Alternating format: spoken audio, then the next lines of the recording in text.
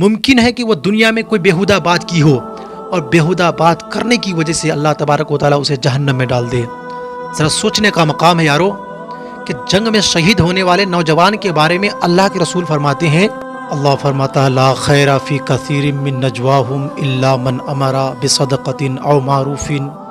او اصلاح بین الناس، یعنی بہت سی پوشیدہ باتوں میں بھلائی نہیں ہے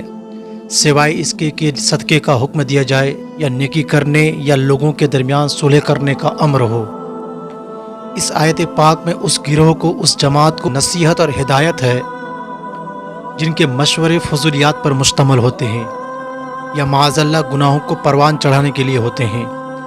جسے فلم ہال بنانے کے لیے یا فلم سینٹر بنانے کے لیے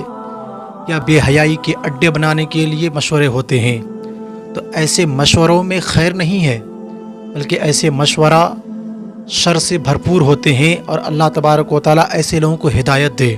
اگر ان کے مقابل میں ان لوگوں کے لیے اس آیت پاک میں خوشخبری اور مبارکبادی ہے جن کا مشورہ قوم کے مسائل کو حل کرنے کے لیے ہو، سماج کی دقتوں کو حل کرنے کے لیے ہو، عوام کی پریشانیوں کو سلجھانے کے لیے ہو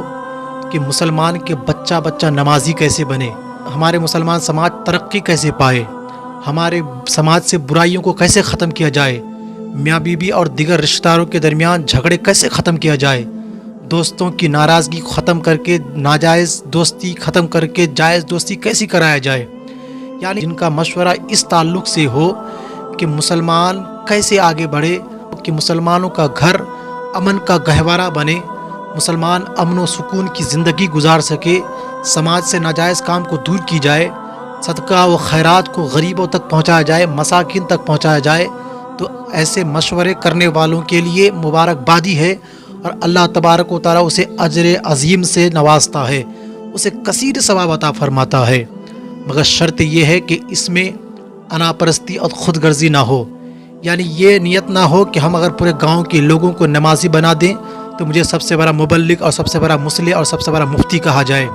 یا کسی کی یہ نیت نہ ہو کہ اپنے سماج کو فلاں برائی کو یا فلاں دقت یا پریشانی کو میں دور کر دوں تو مجھے سب سے بڑا لیڈر کہا جائے گا، مجھے سب سے بڑا نیتا کہا جائے گا۔ اگر ایسی نیت ہوئی تو ایسے میں اللہ تبارک و تعالیٰ اس کو خسارے اور گھاٹے میں ڈال دیتا ہے۔ وَمَن يَفْعَلْ ذَلِكَ ابْتِغَاءَ مَرْضَاتِ اللَّهِ فَسَوْفَ نُؤْتِهِ أَجْرًا عَظِيمًا، ایسے کام، ایسے مشورے اگر اللہ کی رضا کے لیے ہے تو اللہ تبارک و تعالیٰ اجر عظیم عطا فرماتا ہے۔ اگر آپ خیر اور بھلائی کے لیے مشورے نہیں کر سکتے ہیں تو آپ برائی کی باتوں میں آگے نہ بڑھیں، اپنی زبان کو خراب نہ کریں، اس لیے کہ اللہ تبارک و تعالیٰ نے یہ زبان اپنی حمد و ثنا اور اپنی تعریف و توصیف کے لیے دی ہے، تو اس زبان پر فرض ہے کہ ہر وقت اللہ تبارک و تعالیٰ کی گن گاتی رہے، یہ تمام برائیوں سے دور ہو کر، تمام بیہودہ چیزوں سے دور ہو کر اللہ تبارک و تعالیٰ کی توصیف و تحمید بیان کرے۔ اللہ تبارک و تعالیٰ نے خود فرمایا ان برے مشوروں میں جو لوگ میٹنگ کرتے ہیں بری باتوں کو پھیلانے کے لیے، تو ایسی باتوں میں کوئی بھلائی نہیں ہے، بھلائی صرف صدقے کا حکم دینے کا ہے، لوگوں کے درمیان صلح کرنے کا حکم ہو، نیک کام کرنے کا حکم ہو، تو ایسے کاموں میں اللہ تبارک و تعالیٰ فرماتا ہے کہ ایسے لوگوں کے لیے بھلائی ہے اور خیر ہے۔ اپنی اوقات کو اللہ تبارک و تعالیٰ کے حمد و ثنا کے بجائے ہم فضولیات میں ضائع کر دیتے ہیں، جو باعث گناہ ہے اور باعث جہنم ہے۔ ہمیں تو چاہیے کہ ہر وقت اللہ تبارک و تعالیٰ کی عبادت و ریاضت کریں، اور اللہ تبارک و تعالیٰ کی عبادت کریں گے، اور اللہ تبارک و تعالیٰ نے یہ زبان بیہودہ بات کرنے کے لیے نہیں دی ہے، فحش کلامی کرنے کے لیے نہیں دی ہے، اللہ تبارک و تعالیٰ نے اس زبان کو نیک کاموں میں استعمال کرنے کے لیے دی ہے۔ اگر آپ سے نیک کام نہیں ہو سکے تو آپ خاموشی اختیار کر لیجئے۔ اللہ کے رسول فرماتے ہیں کہ من حسن الاسلام المرء ترکہ ما لا یعنیہ،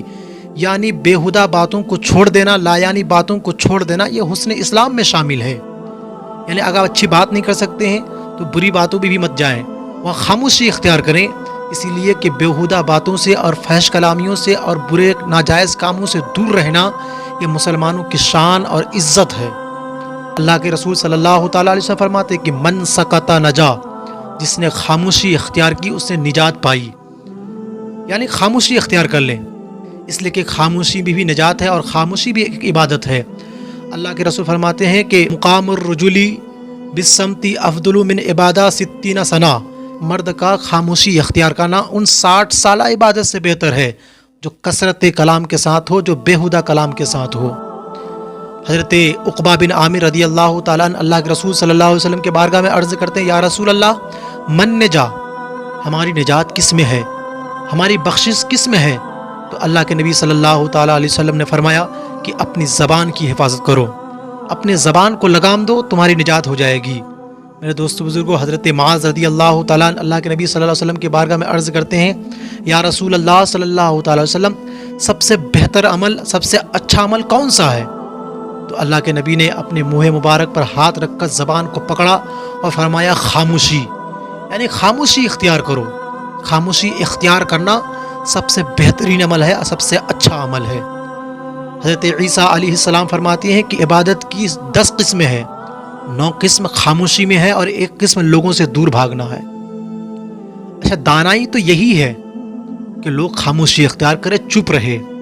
جو چپ رہتا ہے، جو خاموش رہتا ہے، وہ پشیمان نہیں ہوتا،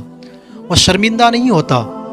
بے جا بات کر کے، ناموضوع بات کر کے لوگ شرمندہ ہو جاتے ہیں، پشیمان ہو جاتے ہیں۔ اور یاد رکھو مسلمانوں، عقل مندی اور دانائی یہی ہے کہ خاموشی اختیار کی جائے۔ خاموشی کو ہمیشہ دانائی کا لباس خیال کرو۔ جب یہ خیال کرو گے تو کبھی بھی شرمندہ اور کبھی بھی پشیمان نہیں ہوگے۔ حضرت داؤد علیہ السلام زرہ بنانے کا کام کرتے تھے۔ حضرت لقمان رحمۃ اللہ تعالیٰ علیہ 1 سال تک مسلسل حضرت داؤد علیہ السلام کی خدمت میں رہے۔ تو انہوں نے اپنے دل میں خیال کیا کہ اس صنعت کے بارے میں، اس ہنر کے بارے میں حضرت داؤد علیہ السلام سے پوچھوں۔ حضرت لقمان فرماتے ہیں کہ میں اس وجہ سے نہیں پوچھتا کہ اس پوچھنے سے مجھے کیا فائدہ ہے۔ حضرت لقمان رضی اللہ تعالیٰ عنہ خاموش ہو جاتے یہ سوچ کر کہ مجھے کوئی فائدہ ہی نہیں ہے، مگر آخرکار حضرت داؤد علیہ السلام نے بتایا کہ اے لقمان، یہ ذرہ جنگ و حرب میں کام آنے والا لباس ہے۔ تب حضرت لقمان نے کہا تھا یہ بہت ہی بہتر عمل ہے اور بہت ہی اچھا ہنر ہے۔ پتہ کیا چلا کہ ہمیں ہر اس بات سے ہمیں بچنا چاہیے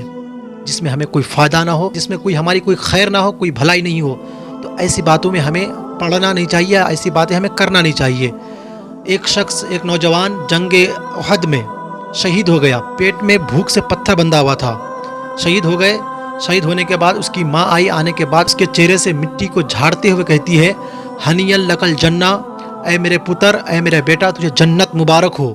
تو نبی پاک صلی اللہ تعالیٰ علیہ وسلم نے فرمایا، اے اس شخص کی ماں، لعلہ کان یتکلم فیما لا یعنیہ، ممکن ہے کہ وہ دنیا میں کوئی بیہودہ بات کی ہو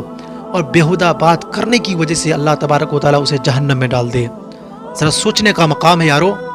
کہ جنگ میں شہید ہونے والے نوجوان کے بارے میں اللہ کے رسول فرماتے ہیں کہ تم اسے جنتی مت کہو، ہو سکتا ہے کہ وہ دنیا میں کوئی بیہودہ بات کی ہو اور اس بیہودہ بات کرنے کی وجہ سے اللہ تبارک و تعالیٰ اسے جہنم میں ڈال دے۔ بیہودہ بات سے بچیے، بچنے کی کوشش کیجیے، فحش کلامی سے دور رہیے، اس لیے کہ فحش کلامی اور بیہودہ باتیں منہ کو گندا کر دیتا ہے۔ اور اللہ کے رسول صلی اللہ تعالیٰ علیہ وسلم فرماتے ہیں کہ فحش کلامی کرنے والے، بیہودہ کرنے والے کا حشر قیامت کے دن دوزخیوں کے ساتھ ہوگا۔ اللہ کے نبی فرماتے ہیں کہ فحش کلامی کرنے والے پر جنت حرام ہے، حرام ہے، حرام ہے۔ اور اللہ کے نبی فرماتے ہیں کہ جہنم میں کچھ ایسے لوگ ہوں گے جن کے منہ سے پلیدی نکلے گی، گندگی نکلے گی، اور اس کے بدبو سے اہل دوزخ بیزار ہو کر اللہ تبارک و تعالیٰ کی بارگاہ میں فریاد کریں گے، یا مولا یہ کیسے لوگ ہیں، یہ کون لوگ ہیں؟ تو اللہ تبارک و تعالیٰ فرمائے گا یہ وہ لوگ ہیں جو دنیا میں فحش کلامی اور بری باتیں کرتے تھے اور بری باتیں کرنا پسند بھی کرتے تھے، اسی لیے اس کے منہ سے پلیدی کی اور گندگی کی بو آ رہی ہے۔ ایک حدیث پاک میں ہے کہ جو فحش کلامی پسند کرتا ہے اور جو فحش کلامی کرتا ہے، قیامت کے روز اسے کتے کے شکل میں اٹھایا جائے گا۔